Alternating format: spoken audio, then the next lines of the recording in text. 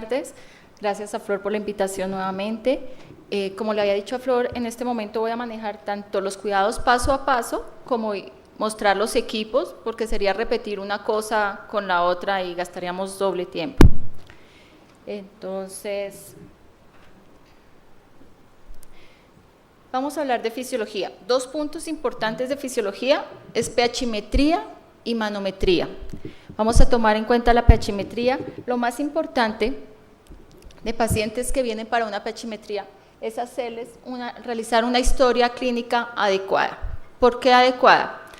Si el paciente no viene con ayuno, no me trae los estudios adecuados, si yo no tengo una endoscopia para poder decidir si el paciente necesita el procedimiento con tratamiento, o sea, omeprazol, lansoprazol, o sin tratamiento, no tengo cómo guiarme para definir al paciente qué necesita o remitirlo a su médico tratante para que nos aclare la duda. Si el paciente no tiene endoscopia previa, el médico nos debe solicitar si la quiere con o sin tratamiento. Si el paciente trae una manometría previa, en la manometría podemos ver a qué distancia está el esfínter y nos es más fácil la localización. Revisar estudios previos, por lo que mencioné, confirmar ayuno. Si el paciente no tiene ayuno, dos problemas se me pueden presentar. Primero paso la sonda y no voy a ver cambio de pH, porque hay alimento en el estómago. Y el segundo, me puede vomitar, puede broncoaspirar y no, hay que cancelar el estudio, mínimo 6 horas de ayuno. Confirmar si es con o sin medicación, por lo que aclaré antes. Si el paciente está tomando medicación, lo que queremos ver si el medicamento le sirve o no le sirve. Y si el paciente no está tomando medicación, lo que queremos aclarar es si tiene reflujo o no tiene reflujo.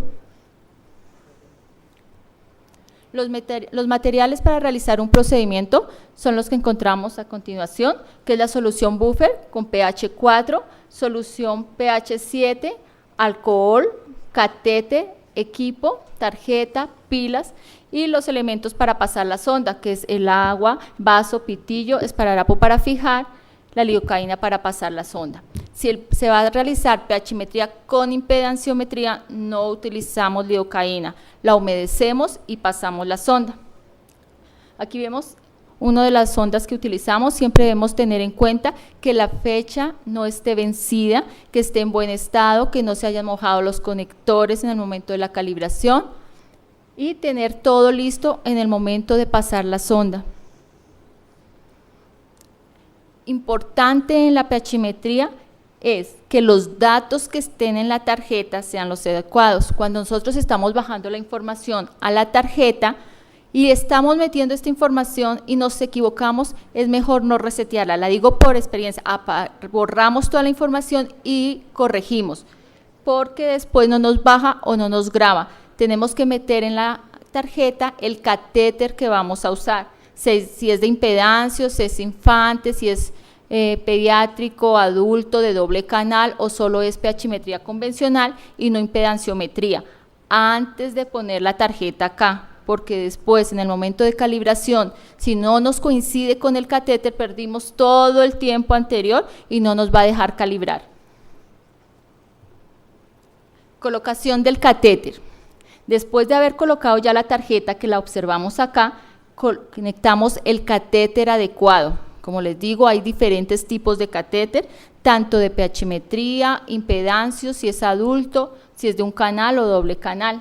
Aquí vemos el catéter, encontramos fecha vigente y aquí vemos qué canal. Aquí no se alcanza a ver tan claro, pero aquí siempre vamos a encontrar la identificación del catéter que necesitamos. La calibración se hace en buffer pH 4, pH 7 y esto es agua. Aquí tenemos las dos soluciones. Aquí que es pH 7, pH 4, alcohol para limpiar la espalda del paciente cuando tiene electrodo y los elementos que había mencionado anteriormente. Después de haber introducido el catéter, la tarjeta, esto nos tiene que dar en el computador, que es OK calibración con pH 4 y OK calibración con pH 7. Ya estamos listos para empezar el procedimiento. La primera parte, Tenemos a la paciente. Le debemos explicar lo que vamos a hacer para que se relaje, para que esté tranquila durante el procedimiento. Un paciente angustiado no nos deja pasar la sonda, eructa, se jala, mueve, se para y necesitamos que él sepa qué va a sentir y lo que vamos a hacer durante el procedimiento. Empezamos a pasar la sonda por una de las fosas nasales, lubricamos con lidocaína, si no es con impedanciometría, y le empezamos a dar agua. La sonda pasa y en la grabadora vamos a observar que el pH cambia. Inmediatamente entramos al estómago, el pH baja a 4. Cuando estamos en el esófago, el pH está por encima de 4. No pasamos sobre 8. Cuando nos llega una interpretación que está en pH 8, 5, 9, repetimos el procedimiento. El pH del esófago está sobre 4, no más de 9 ni debe estar en 10. Y en el estómago está por debajo de 4. En el momento que yo paso la sonda y llego al estómago, entonces ese pH de 4 me baja a 1, 2 o 3 y ya identifiqué que llegué al estómago. Entonces en ese momento empiezo a retirar de centímetro en centímetro lentamente y va a haber un momento que en la grabadora el pH cambia y vuelve a subir. Pero como lo estoy haciendo lento por lento, voy a identificar el momento exacto que el pH cambió. En ese instante que el pH cambia, retiro 5 centímetros, o sea que la punta del sensor me queda sobre 5 centímetros por encima del esfínter esofágico inferior y lo fijo. ¿Qué pasa si el paciente está tomando tratamiento? No me va a cambiar el pH.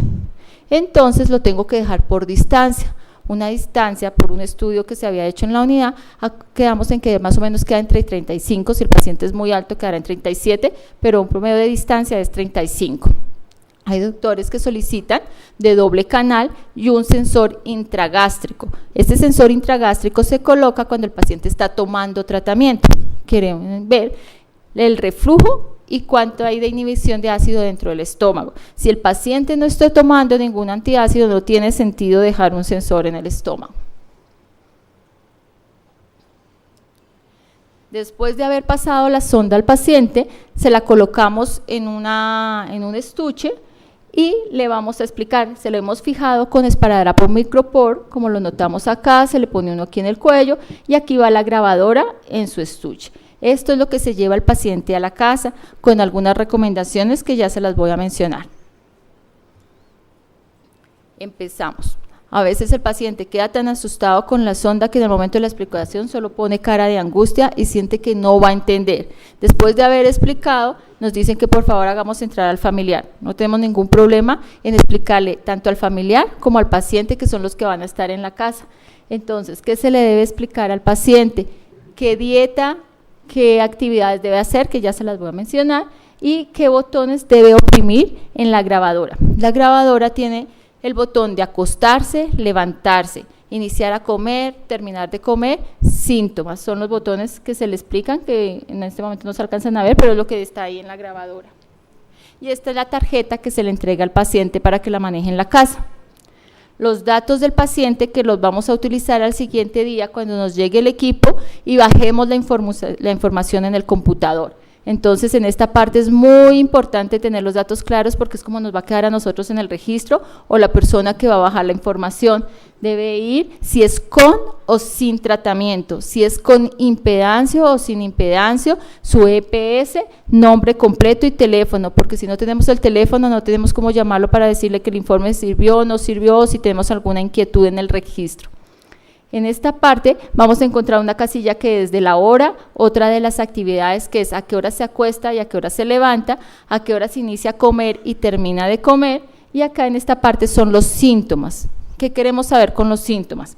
Si el paciente me oprime el botón de los síntomas, yo me voy a dar cuenta si el síntoma se correlacionó con el episodio de reflujo. Él puede tener 1000 síntomas en el día, y en el momento de la lectura nos damos cuenta que ninguno de esos 1000 síntomas se correlacionaron con los episodios de reflujo, o tener todo lo contrario, todos los síntomas se correlacionan con los síntomas Y en esta parte donde digo que necesito saber a qué hora se acuesta y a qué hora se levanta, es para ver si el reflujo se presenta en posición horizontal o en posición vertical, no si está dormido o despierto, solo queremos saber la posición del cuerpo cuando se presentó el episodio de reflujo. Los pacientes se llevan el equipo a la casa y la responsabilidad es devolvérnoslo en el mismo estado en que se lo llevaron. No se deben bañar con el equipo porque lo dañan, no lo deben jalar, golpear, mojar ni desconectar. Suena tonto que esto lo tengan que llevar porque las personas dicen no se deben bañar, claro que se bañan, nos han llegado equipos mojados. Una paciente decidió que le molestaba el esparadrapo, lo cortó y al cortar el esparadrapo se quedó con una mitad de sonda abajo y con la otra mitad de sonda arriba. Entonces hay que llenarle la hojita de responsabilidades que se llevan en un equipo en buen estado y que lo deben devolver al siguiente día. Estas son las grabadoras con las que contamos en la unidad de gastroenterología. Hay grabadoras que solo sirven para hacer pH-metría como esta y esta que es la más antigua.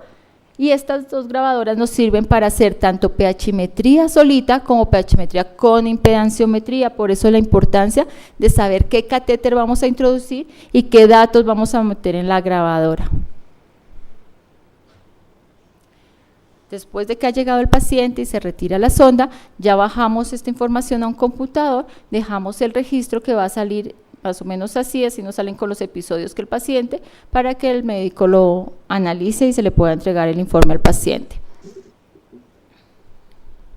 Estas son imágenes, la anterior era pH-metría con impedanciometría y esta es una imagen de pH-metría convencional. Esto que se ve de otro color es que el paciente está acostado en ese momento.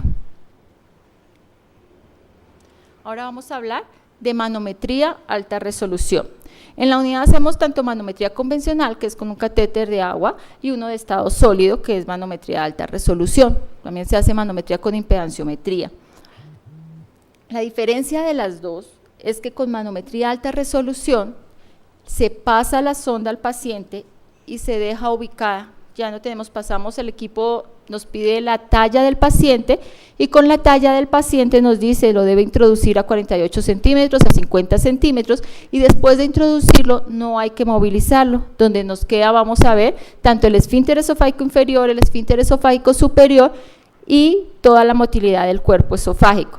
Con el catéter de agua nos toca ubicar primero el esfínter esofágico inferior, medirlo 4 veces, después sacarlo hasta encontrar, con cada uno sacamos 5 centímetros, miramos motilidad de esófago y después esfínter esofágico superior. Es una de las diferencias. Con el de manometría de alta resolución tiene más sensores y vemos la totalidad del esófago, a diferencia del otro que solo tiene 4 sensores y los tenemos distribuidos al nivel del esófago. Contamos con un manochill que viene con cada paciente, a cada paciente se le va a pedir esta bolsita. Esa bolsita tiene tanto una sonda como para proteger el catéter y se retira con el paciente y se desecha. El catéter queda en buen estado para hacerle una limpieza general y se guarda. Ya lo vamos a mirar en... Este es el catéter de manometría de alta resolución y lo vamos a encontrar aquí donde lo tiene el ingeniero. No sé, ¿no lo podemos enfocar? ¿No? No sé, tenemos ahí el catéter que está conectado, si lo alcanzan a ver, está conectado al equipo. Es un catéter de estado sólido que tiene 36 canales esofágicos de alta resolución con sensores de presión circunferencial. Van todos alrededor.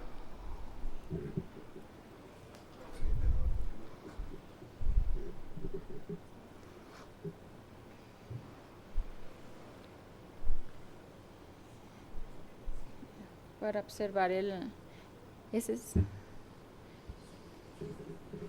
Y ahí tenemos todos los sensores de esta parte, va a quedar dentro del estómago, esto va a quedar en el cuerpo esofágico y aquí más o menos en una parte, según la distancia, vamos a medir el esfínter, no hay que movilizarlo. Cuando vamos a pasar la sonda, según el movimiento de la mano, el catéter se pone rígido o coge una inclinación. Es importante saber en qué posición vamos a pasarlo. Entonces, como lo pueden ver, como lo está moviendo el ingeniero, coge o cae o queda rígido para pasar la sonda, se debe ser acostado. El paciente, mientras pasamos la sonda, lo tenemos sentado y después lo ubicamos en una camilla. Ahora sí puedo volver al...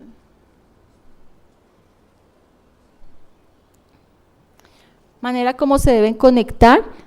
Tenemos que colocar sensores en estas partes, lo debemos coger siempre por la parte de abajo, si no lo podemos quebrar, e introducirlo, tiene un punto rojo, que es la forma de colocarlo e introducirlos, y nos queda conectado el equipo. Forma de calibrar, si vamos a hacer impedanciometría, tenemos esta parte del equipo que tenemos que conectar, si es manometría rectal lo conectamos en esta parte, y esta es una manometría de alta resolución sin impedanciometría. Para hacer una calibración tenemos que tener en cuenta que el catéter se introduce en un tubo que está cerrado, y debe estar cerrado siempre el de manometría rectal porque se nos puede escapar el aire y no nos va a calibrar, y tenemos aquí el tubo para calibrar el de manometría esofágica. Introducimos los datos del paciente, y ahí aclaramos qué estudio vamos a realizar y con qué catéter. La Z siempre nos va a indicar impedanciometría, y el de arriba manometría esofágica alta resolución solita. Si es otro tenemos que entrar por otro icono, si es manometría rectal, y esta es la forma de calibrar. Aquí nos vamos a dar cuenta cuando vamos a calibrar, en esta forma está el equipo, y cuando le damos Start cambia de color y nos debe salir un OK para poder iniciar el procedimiento. Calibración en vivo, el catéter siempre se debe calibrar cada 5 días en temperatura de 38 grados centígrados, que es la temperatura corporal, está entre 36 y 38 grados, por eso se debe tener agua entre 36 y 38 grados centígrados, se introduce el catéter y se le da la calibración en vivo. Cada 5 días el equipo pide esta calibración. Teniendo ya todo listo, tenemos el catéter, tenemos los implementos que vienen incluidos en la bolsa del Manochill, vamos a armar la sonda. Limpiamos la sonda con alcohol, que la toalla viene en el equipo, probamos el Manochill que no esté perforado, si está perforado está en mal estado, hay que cambiarlo porque se va a contaminar la sonda.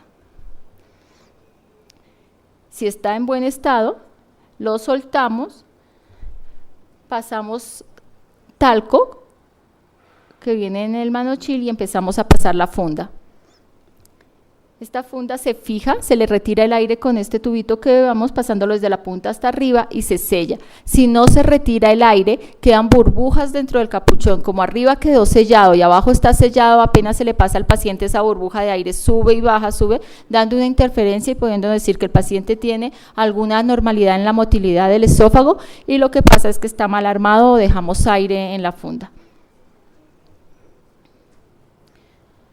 Arrancamos el procedimiento, nos pide una segunda calibración y vamos a empezar a ver la gráfica de los diferentes procedimientos, lo que mostraban los doctores anteriormente. Nos vamos a guiar por el color. Si es un color alto, es la presión. Una presión normal del esófago está en 30 milímetros de mercurio. Menor a 30, hay alguna normalidad, mayor de 180 igual. Entonces siempre nos vamos a guiar del color y de que sea una onda peristáltica. Inicia acá y debe ir bajando y mirar el tono del esfínter esofágico superior e inferior. Inferior no menor de 10, o si no es un esfínter esofágico hipotónico.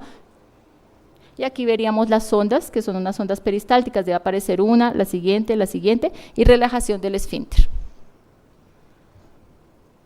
Retiro del equipo, el retiro se realiza quitando la funda que colocamos, se le hace prueba nuevamente, porque si el equipo se soltó, se rompió la funda, hay que hacerle desinfección completa al equipo. Si está en buen estado y no le pasó nada a la funda, se hace una limpieza con alcohol y se guarda. Si no, si le pasó algo, es una manometría con impedancia donde no podemos colocar funda, hay que hacerle reprocesamiento completo de la siguiente forma: remover el Manochill, enjuagar y limpiar con agua durante 3 minutos, jabón enzimático, enjuague en agua nuevamente por 3 minutos, desinfección de alto nivel, si es de sopa pues los 5 minutos, enjuague en agua por 3 minutos, secado y almacenamiento para empezar un nuevo procedimiento. De la manometría rectal, ya los doctores hablaron, es un catéter con una sonda que se calibra de igual forma, y lo que vamos a ver es las presiones. La posición es horizontal, pero es lo que acabó de hablar el doctor Mosquera, la posición, y no tiene sentido repetir nuevamente todo lo de la manometría rectal. Estos son los dos procedimientos más comunes en fisiología y los que realizamos. Si hay alguna duda, muchas gracias.